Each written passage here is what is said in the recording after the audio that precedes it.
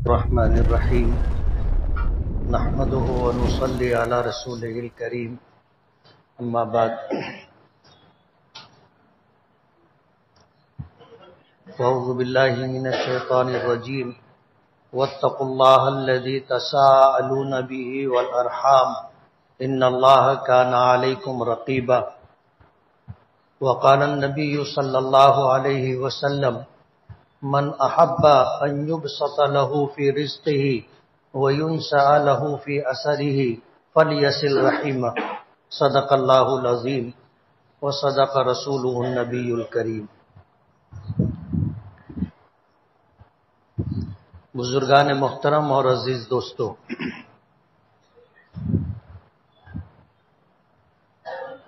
اللہ تعالیٰ بے نیاز ہے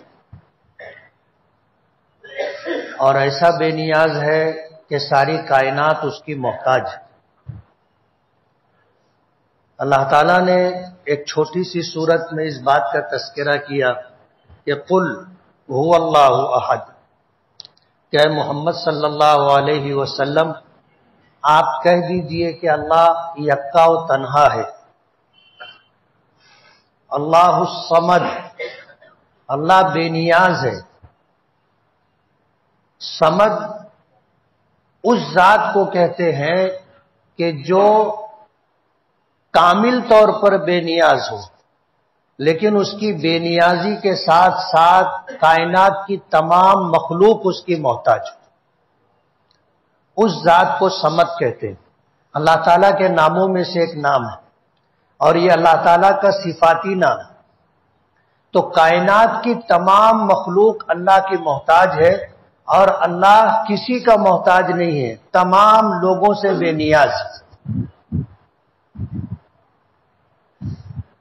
لیکن اللہ نے ہمیں وجود عطا کیا، تندرست جسم دیا، عقل و ذہانت کی نعمت اللہ نے عطا کی، ہم سوچ سکتے ہیں، سمجھ سکتے ہیں،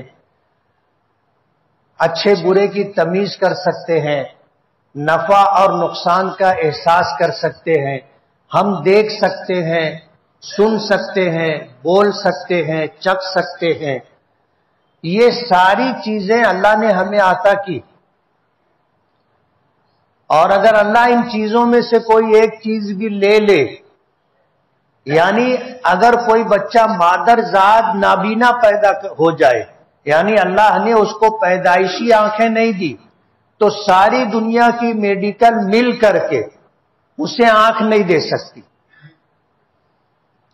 یعنی جو مادرزاد اندھا پیدا ہو جائے تو پھر وہ اندھا ہی رہے گا، ساری دنیا مل کر کے اس کو آنکھ نہیں دے سکتی۔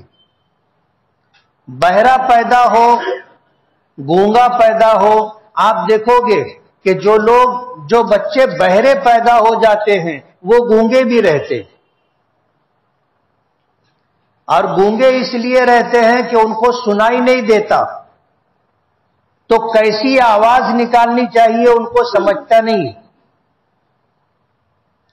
جو بچے مادرزاد بہرے پیدا ہوں تو بہرے ہونے کے ساتھ ساتھ وہ گونگے بھی رہتے، یعنی آواز ایسی نکالیں گے کہ جس آواز کا کوئی تلفظ نہیں ہوتا، وہ کیا کہہ رہا ہے یہ سمجھ میں نہیں آتا، وہ سنتا ہے تو اس کی نقل کرتا ہے اور بولتا ہے۔ تو اللہ اس پوری کائنات کا خالق ہے، مالک ہے۔ جب اس نے یہ پوری کائنات بنائی اور ہم انسانوں کو اللہ نے اشرف المخلوقات بنایا، تو اللہ تعالیٰ کے ہم پر حقوق ہیں۔ سب سے پہلا حق اللہ تعالیٰ کو وحدہ لا شریک لہ ماننا،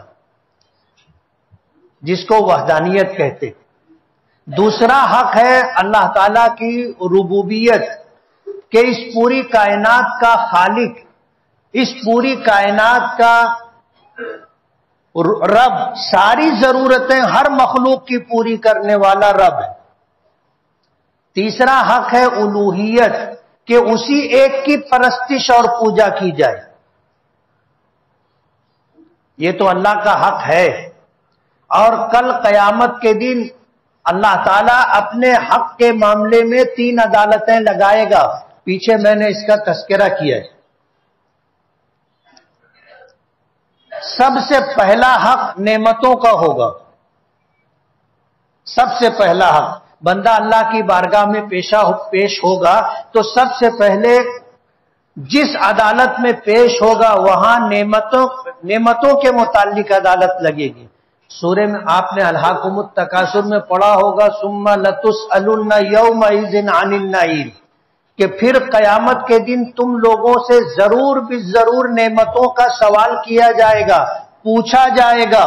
جو نعمتیں اللہ نے ہمیں دی ہے بے مانگے ہم کو ملی ہے یا مانگا تھا اللہ نے عطا کی ہے، ان تمام نعمتوں کا سوال ہوگا. اللہ تعالیٰ پوچھیں گے کہ میں نے تمہیں انسان بنایا، یہ میرا فیصلہ تھا، چاہتا تو کوئی دوسری مخلوق بھی بنا سکتا تھا، لیکن میں نے تمہیں انسان بنایا. اس نعمت کے بدلے میں میرے لیے کیا لے کر کے آئے؟ پھر میں نے تجھے دیوانہ اور پاگل نہیں بنایا، عقل کی نعمت دی، اس کے بدلے میں کیا دے گا؟ آنکھ دی، کیا دے گا؟ کان دیے، سنتا ہے، کیا دے گا؟ زبان دی، بولتا اور چکھتا ہے، کیا دے گا؟ تندرست جسم دیا، لنگڑا لولا نہیں بنایا، معذور نہیں بنایا. اور پھر جتنی نعمتیں اللہ پاک نے دی ہیں وہ ساری نعمتیں اسے یاد دلائی جائیں گی، اسے جتایا اور بتلایا جائے گا، اور ان تمام نعمتوں کے بدلے میں اس سے نیکیاں لی جائیں گی. یہ نعمتوں کی عدالت ہوگی. ہر انسان صاحب ایمان ہو نہ ہو، نعمتیں اللہ نے دی ہے، وجود عطا کیا ہے، تو اس کے بدلے میں اللہ کی بارگاہ میں نیکیاں دینی پڑیں گی. بنی اسرائیل کا ایک شخص تھا، اس نے 500 برس تک اللہ کی اس طرح عبادت کی تھی کہ پلک جھپکنے کے برابر بھی نافرمانی نہیں کی تھی. بستی چھوڑ دیا تھا اور سمندر میں ایک ویران جزیرے پر جا کر اس نے ڈیرا ڈالا تھا. اللہ نے اس کے لیے وہاں میٹھے پانی کا چشمہ جاری کیا تھا. چاروں طرف شور سمندر، کھارا پانی، بیچ میں ایک جزیرے کی شکل، وہاں اللہ نے میٹھے پانی کا چشمہ جاری کیا. اللہ نے اس کے لیے انار کا درخت لگا دیا اور ایسا کہ اس کو ہمیشہ وہاں سے انار ملتا رہا. وہ انار کھاتا رہا، پانی پیتا رہا، اپنی ضرورت پوری کرتا رہا. 500 برس اللہ کی عبادت کیا اس طرح کہ اس نے پلک جھپکنے کے برابر بھی اللہ کی نافرمانی نہیں کی. انتقال ہو گیا، اللہ کی عدالت میں پیشی ہوئی تو اللہ پاک نے فرمایا کہ اس کو میرے فضل سے جہنم میں لے جاؤ. تو وہ رک گیا، عرش کی طرف دیکھا اور کہنے لگا کہ اللہ میں نے تیری 500 برس تک عبادت کی اور ایسی عبادت کی ہے کہ میں نے پلک جھپکنے کے برابر بھی تیری نافرمانی نہیں کی، کیا اب بھی میں تیرے فضل سے جنت میں جاؤں گا؟ اللہ پاک نے کہا کہ اس کو جہنم کی طرف لے کر چلو. فرشتے لا یعصون اللہ ما امرهم ویفعلون ما یؤمرون، کہ فرشتے ایک ایسی مخلوق ہے اللہ کی کہ جو پلک جھپکنے کے برابر بھی نافرمانی نہیں کرتی. کسی معاملے میں اللہ کی مخالفت اور نافرمانی نہیں، جو حکم دیا جاتا ہے وہ کرتی. حکم ہوا اس کو جہنم کی طرف لے کر چلو، فرشتے لے کر کے چلے. حدیث پاک میں آتا ہے کہ جہنم 100 سال کی مسافت پر ہوگی، یعنی ایک تیز رفتار سواری پر کوئی آدمی 100 سال مسلسل چلے تو کتنی مسافت طے کرے گا؟ جہنم اتنی دوری پر ہوگی، یہاں پر اس کی حدت اور گرمی محسوس ہوگی. جب اس کو لے کر کے چلے تو گرمی لگی، گرمی کی شدت سے پیاس لگی، پانی مانگا تو فرشتوں نے کہا کہ یہاں مفت میں پانی نہیں ملتا. تو وہ کہنے لگا کہ میرے پاس تو درہم و دینار نہیں ہے، مال و دولت نہیں ہے، روپیہ پیسہ نہیں ہے. تو فرشتوں نے کہا کہ یہ آخرت ہے، یہاں درہم و دینار روپیہ پیسہ نہیں چلتا، یہاں جو سکہ چلتا ہے وہ نیکیوں کا سکہ چلتا ہے، نیکیوں کے بدلے میں کچھ ملے گا۔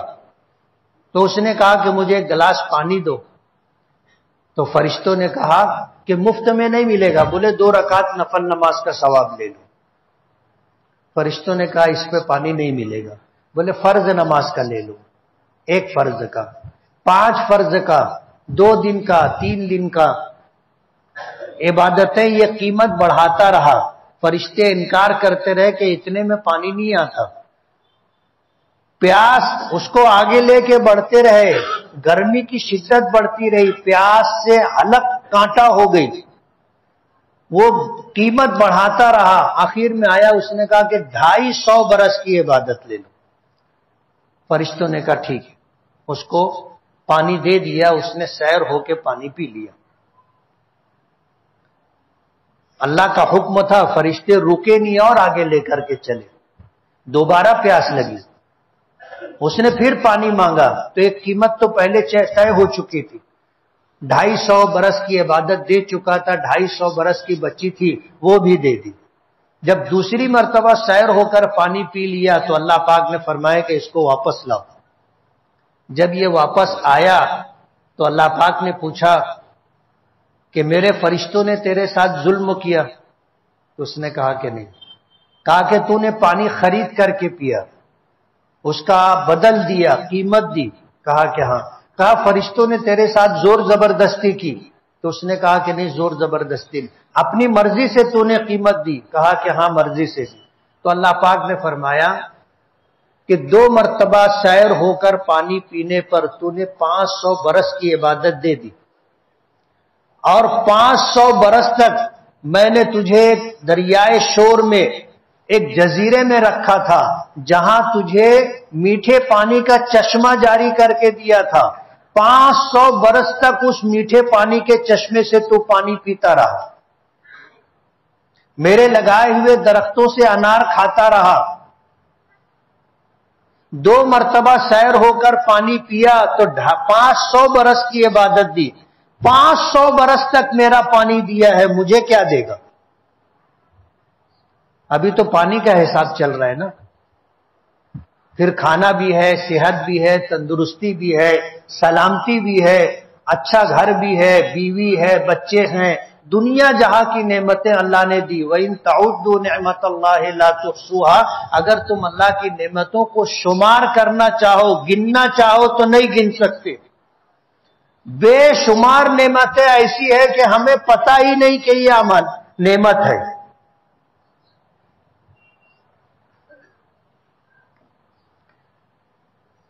ہارون رشید کے دربار میں اس وقت کے بہت بڑے عالم اور بزرگ پہنچے۔ ہارون رشید نے کہا مجھے نصیحت کیجیے، تو انہوں نے پوچھا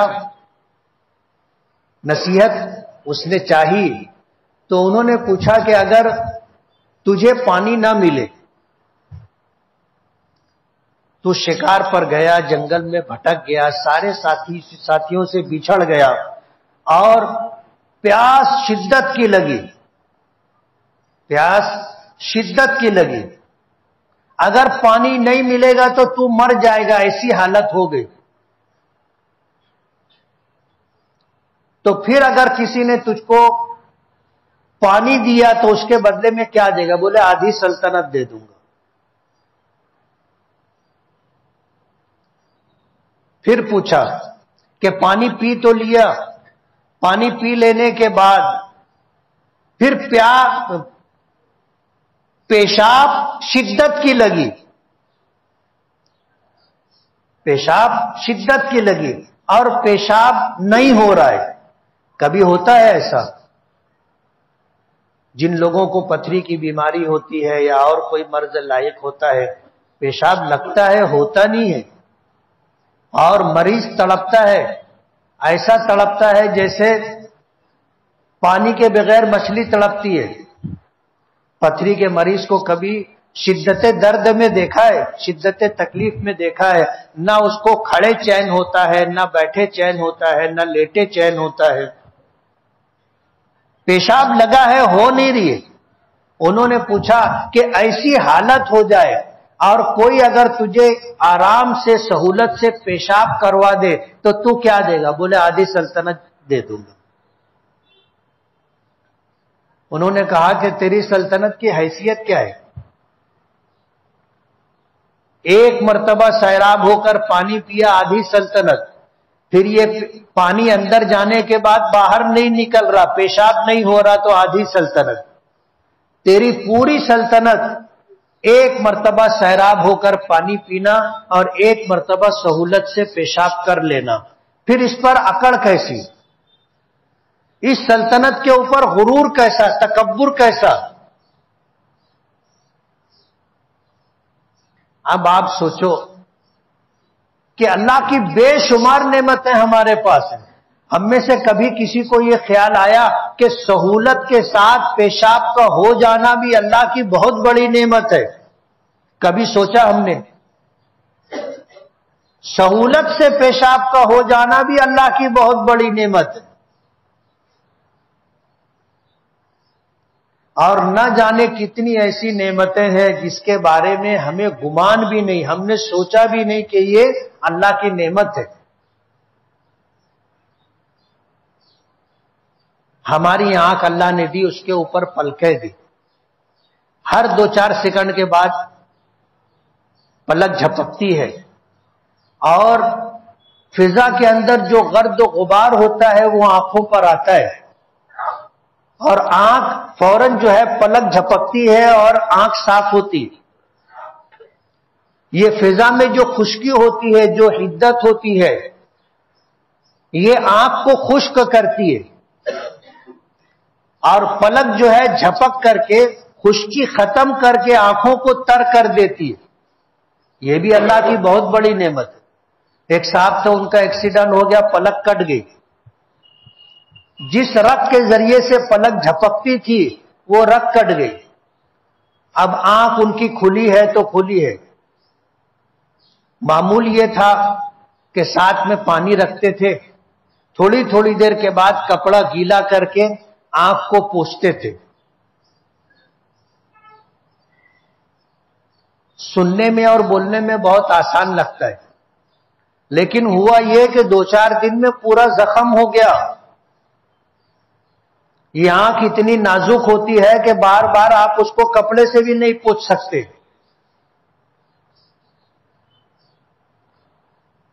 کروڑوں روپیہ خرچ کرنے کے لیے وہ شخص تیار تھا کہ میری پلک درست ہو جائے، اس مصیبت سے نجات ملے۔ ہم نے کبھی سوچا بھی نہیں کہ یہ پلک جھپکتی ہے، یہ اللہ کی کتنی بڑی نعمت ہے۔ آنکھ اگر خشک ہو گئی تو آدمی اندھا ہو جائے گا۔ آپ کپڑا دھوتے ہو، کپڑا گیلا ہوتا ہے، تھوڑی دیر میں کپڑا سوکھ جاتا ہے، اس کپڑے میں جتنا پانی ہوتا ہے وہ ختم ہو جاتا ہے۔ تو یہ فضا میں جو خشکی ہوتی ہے، جو گرمی ہوتی ہے، یہ آنکھوں کو بھی خشک کر دے گی، آدمی اندھا ہو جائے گا،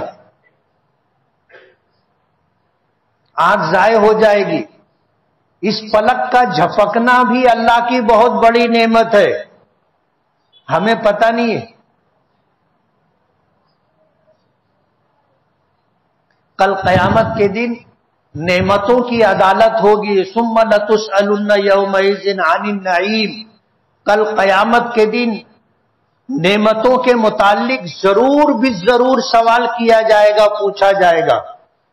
علماء نے لکھا ہے کہ کتنے لوگ ایسے ہوں گے کہ وہ نعمتوں کی عدالت میں پہنچیں گے، ساری نیکیاں ختم ہو جائیں گی، بچے گا کچھ نہیں، ساری نیکیاں ختم ہو جائیں گی۔ ابھی اگلی عدالت باقی ہے حقوق العباد کی۔ نعمتوں کی عدالت سے آدمی نجات پائے گا، فارغ ہوگا، تو اس کے بعد دوسری عدالت ہوگی بندوں کے حقوق کی۔ بندوں کے حقوق میں نے بہن کا تذکرہ کیا، بندوں کے حقوق میں کچھ اور رشتہ داروں کے حقوق کی بات کی۔ دوسری عدالت بندوں کے حقوق کی ہے۔ بندے آئیں گے اپنے حق کا مطالبہ لے کر کے. بندوں سے سمجھ رہے ہو؟ اپنے رشتہ دار، ماں آئے گی، بہن آئے گی، بیٹی آئے گی، بیوی آئے گی، بچے آئیں گے، سارے رشتہ داروں کا ہم پر حق ہے. وہ آئیں گے، آ کر اپنے حقوق کا مطالبہ کریں گے. وَاتَّقُوا اللَّهَ الَّذِي تَسَاءَلُونَ بِهِ وَالْأَرْحَامَ إِنَّ اللَّهَ كَانَ عَلَيْكُمْ رَقِيبًا. نکاح کے خطبے میں ہم آیت پڑھتے ہیں، اس آیت کا ایک حصہ ہے ڈرو تم اس اللہ سے جس کے نام کا حوالہ دے کر کے تم لوگوں سے اپنے حق کا مطالبہ کرتے ہو. تساءلون بہ والارحام، یہ ہمارے جو رشتہ دار ہوتے ہیں عربی زبان میں یا تو ان کو ذوی الارحام کہا جاتا ہے یا ان کو ذوی القربہ کہا جاتا ہے، جو ہمارے نسبی اور خونی رشتہ دار ہیں. نسبی اور خونی رشتہ دار، چاہے پھر وہ رشتہ باپ کی طرف سے ہو چاہے پھر وہ رشتہ ماں کی طرف سے ہو، یہ ذوی الارحام ہے، یہ ذوی القربہ ہے. ان کا بھی ہم پر حق ہے اور ہمارے ذمے ضروری ہے کہ ہم ان کے حقوق کو ادا کریں.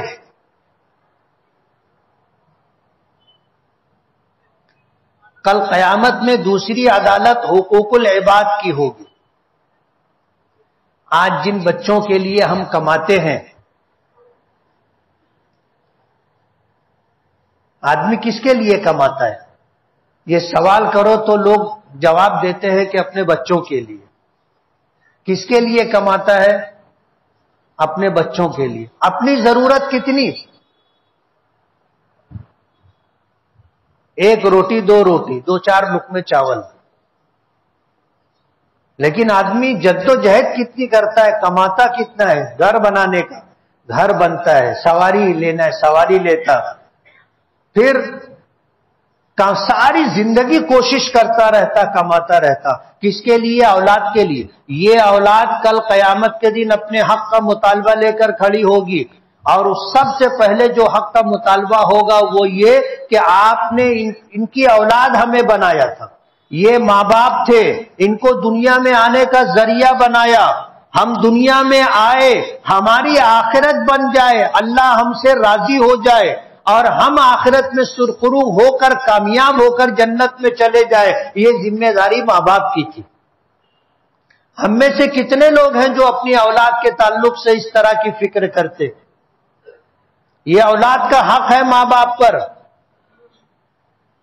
کل قیامت کے دن اللہ کی بارگاہ میں یہ آئیں گے، انہوں نے ہم کو جو ہے زمینیں دی تھی، جائیداد دی تھی، کارخانے دیے تھے، سیزنگیں دی تھی، دکانیں دی تھی، سواریاں دی تھی، اچھا لباس دیا تھا، سب کچھ دیا تھا، لیکن جو دینا چاہیے تھا جس سے ہم اللہ کی بارگاہ میں سرخرو ہو جاتے، آخرت کے عذاب سے بچ جاتے، جہنم سے نجات پا کر جنت میں چلے جاتے، یہ ماں باپ کی ذمہ داری تھی کہ ہمیں ایسے راستے پر ڈالتے.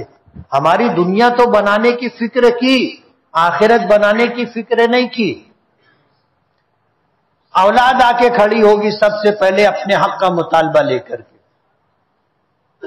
وہ ماں باپ سوچیں جو اپنی اولاد کی دنیا بنانے کی فکر کرتے، خوشحالی مل جائے، راحتیں مل جائے، اسباب و وسائل کا ڈھیر ہو، آمدنی کے ذرائع ہو، بڑا بینک بیلنس ہو، سواری ہو، اچھے کپڑے ہو، مکان ہو.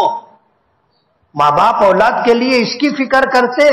اس کی فکر نہیں کرتے کہ یہ 5 وقتہ نمازی ہو جائے، اللہ کا تابع دار و فرما بردار ہو جائے، یہ بندوں کا بھی حق ادا کرنے والا، اللہ کا بھی حق ادا کرنے والا بن جائے. اس کی فکر کون ماں باپ کرتا ہے؟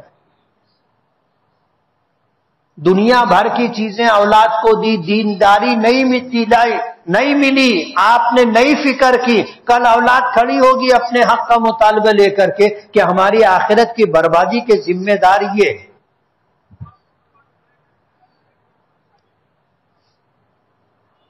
اور اللہ ہر ایک کا حق دلائے گا، ہر ایک کا حق دلائے گا. اللہ انصاف کریں گے، جو حقدار آئے گا اللہ اس کا حق دلائے گا.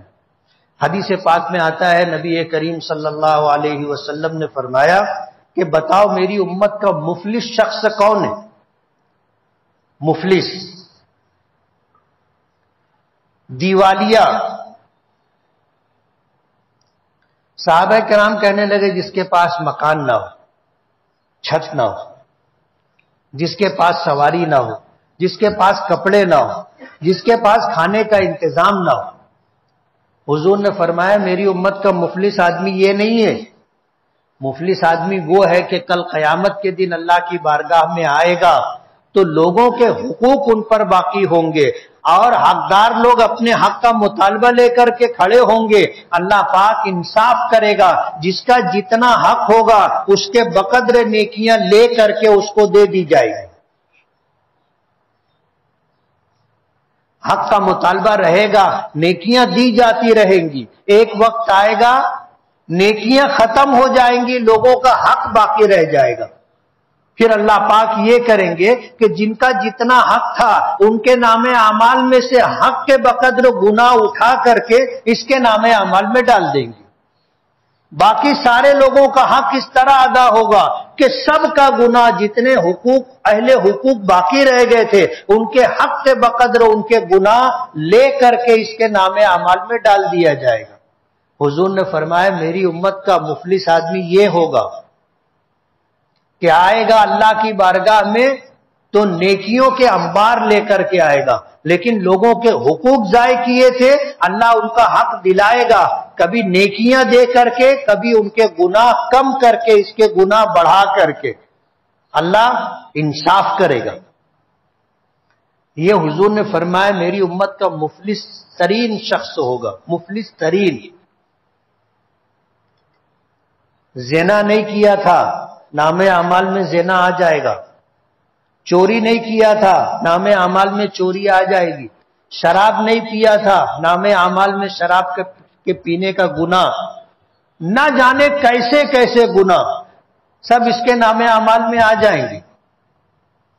پھر حضور نے فرمایا کہ یہ آدمی جنت سے محروم ہو کر کے جہنم میں جائے گا، اللہ کی مشیت کے تحت ہوگا۔ وجہ اس کی یہ ہے کہ اللہ جس کے بارے میں اس طرح کا معاملہ کریں گے پھر وہ جہنم سے نہیں بچ سکتا۔ نبی کریم صلی اللہ علیہ وسلم نے فرمایا کہ لوگ اللہ کے فضل سے جنت میں جائیں گے۔ تو حضرت عائشہ صدیقہ رضی اللہ تعالی عنہا نے پوچھا تھا کہ اللہ کے رسول آپ بھی؟ تو حضور نے فرمایا کہ ہاں ہاں، حتی غشیتنی رحمت ربی، یہاں تک کہ مجھے میرے پروردگار کی رحمت ڈھانپ لے۔ تو حضرت عائشہ نے ایک سوال کیا کہ اللہ کے رسول سب کی پیشی اللہ کی بارگاہ میں ہوگی، سب کا حساب و کتاب ہوگا، بغیر حساب و کتاب کے؟ تو فرمایا حساب و کتاب سب کا ہوگا، مطلب یہ ہے کہ پیشی ہوگی، اللہ کی بارگاہ میں پیشی ہوئی، نام اعمال اللہ نے کھلوائے نہیں، پیشی ہوئی، اللہ نے معاملہ آگے بڑھا دیا کہ جاؤ جنت میں۔ یہ ہے حساب یسیر، اسی کو کہیں گے بغیر حساب و کتاب کے۔ پیشی تو ہوگی، اللہ کی بارگاہ کے سب کو حاضری دینا ہوگی، سب کو اللہ کے سامنے کھڑا ہونا ہوگا۔ یہ ہے اللہ اگر معاف کرنا چاہے تو اس طرح کی معافی۔ حضرت عائشہ کے سوال کے جواب پر حضور نے جو بات فرمائی تھی کہ اللہ تعالیٰ جس کو عذاب دینا چاہے گا اس سے پوچھے گا کیوں؟ اللہ تعالیٰ پوچھے گا کیوں؟ کیوں کا مطلب شراب کیوں پی تھی، نماز کیوں نہیں پڑھی تھی، روزے کیوں نہیں رکھے تھے، ماں باپ کو گالی کیوں دی تھی، فلاں سے جھگڑا کیوں کیا تھا، لوگوں کے حقوق کیوں ضائع کیے تھے، زکوٰۃ فرض تھی زکوٰۃ کیوں نہیں دی تھی، حج فرض تھا حج کیوں نہیں کیا۔ یہ کیوں اللہ پاک کی طرف سے جب ہوگا سوال کیوں کا تو اللہ جس کو عذاب دینا چاہیں گے اس سے پوچھیں گے کیوں۔ ظاہر بات ہے کسی کے پاس جواب نہیں ہے۔ ہم نے آج فجر کی نماز نہیں پڑھی، بہت سارے لوگ ہوں گے جنہوں نے نہیں پڑھی، خدا نہ کرے کل قیامت کے دن اللہ نے پوچھ لیا کہ فجر کی نماز کیوں نہیں پڑھی تھی، کسی کے پاس جواب ہے ایسا کہ اللہ مطمئن ہو جائے؟ تو جس کو عذاب دینا ہوگا اللہ تعالیٰ اس سے مناقشہ کریں گے، پوچھیں گے کیوں، اور کیوں کا جواب کسی کے پاس نہیں ہوگا،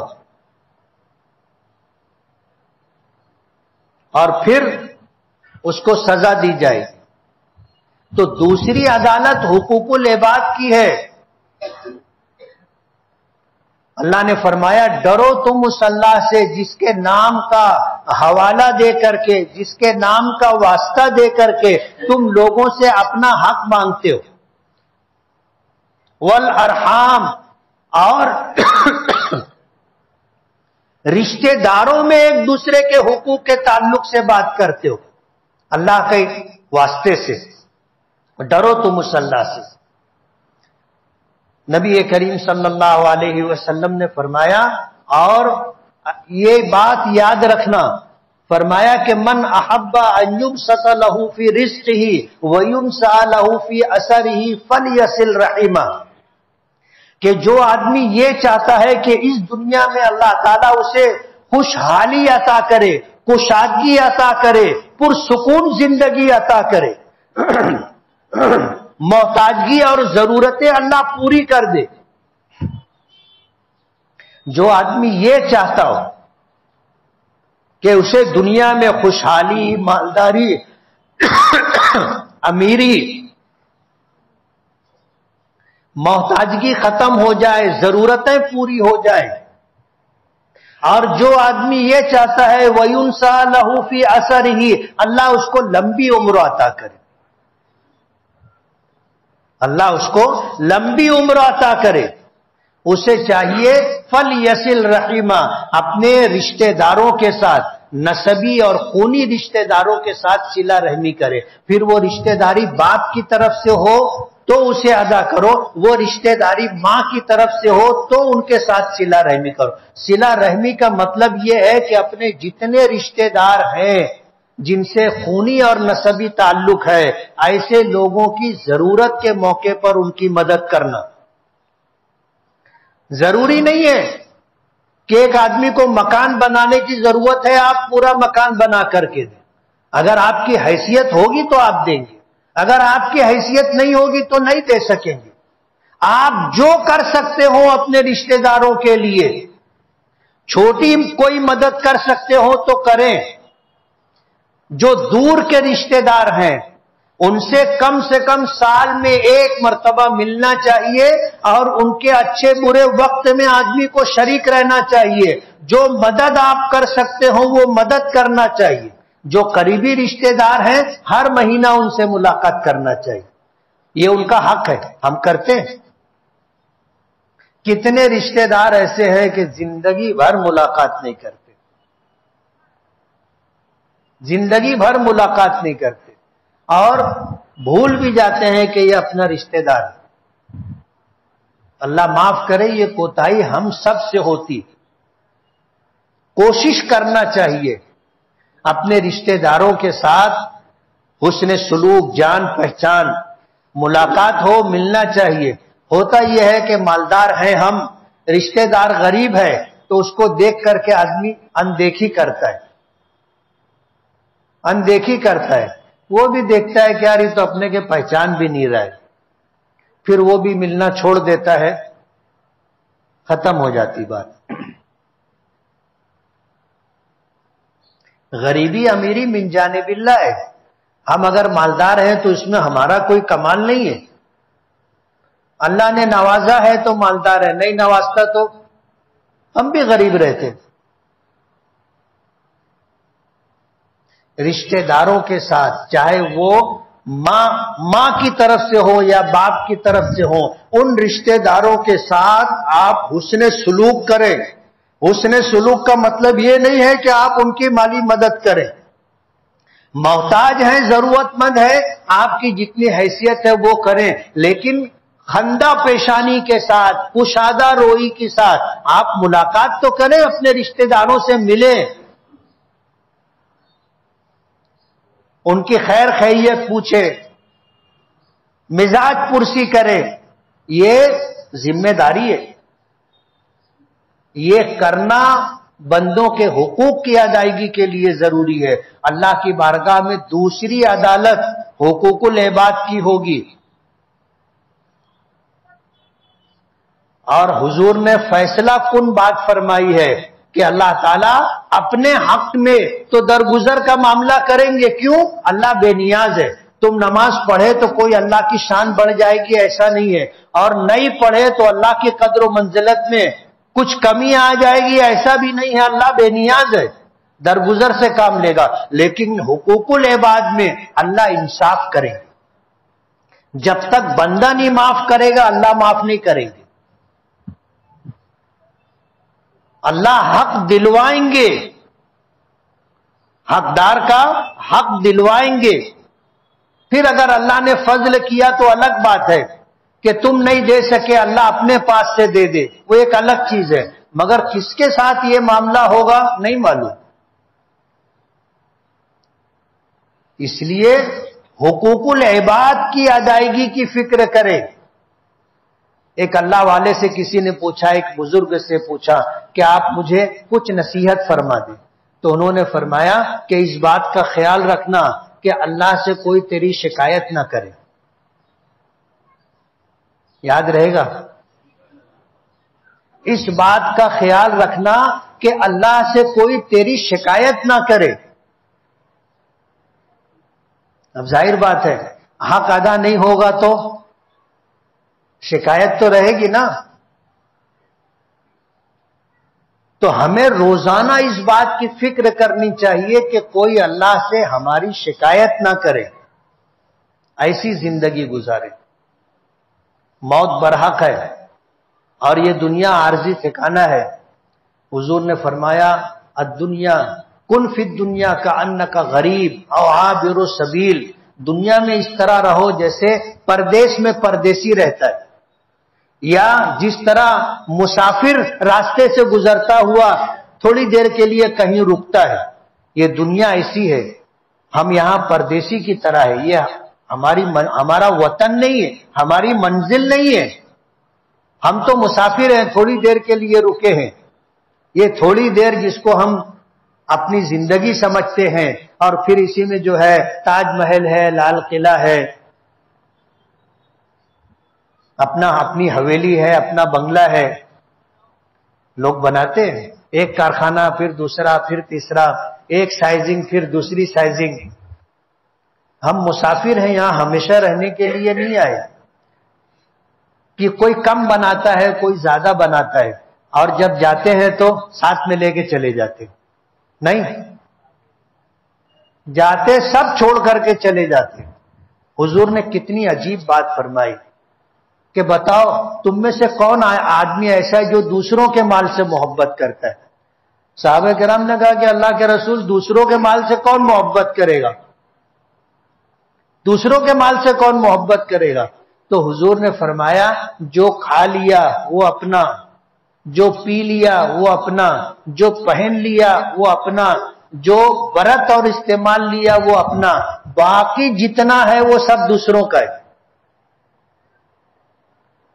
باقی جتنا ہے سب دوسروں کا ہے۔ کیوں؟ مرا، آنکھ بند ہوئی، دوسرے اس کے مالک ہو جاتے نا، تم ساتھ میں تھوڑی لے کے جاؤ گے، یہ دوسروں کا مال ہے۔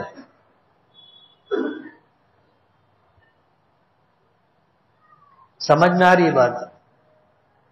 بندوں کے حقوق کی ادائیگی کی فکر ضروری ہے۔ ترتیب وار انشاءاللہ بیان کریں گے۔ بہن کے تعلق سے، بیوی کے تعلق سے کچھ باتیں تھی انشاءاللہ، اور بھی جو ذوی الارحام، ذوی القربہ ہیں ان کے حقوق کی بیان اس پر ہوگا۔ وآخر دعوانا الحمدللہ رب العالمین۔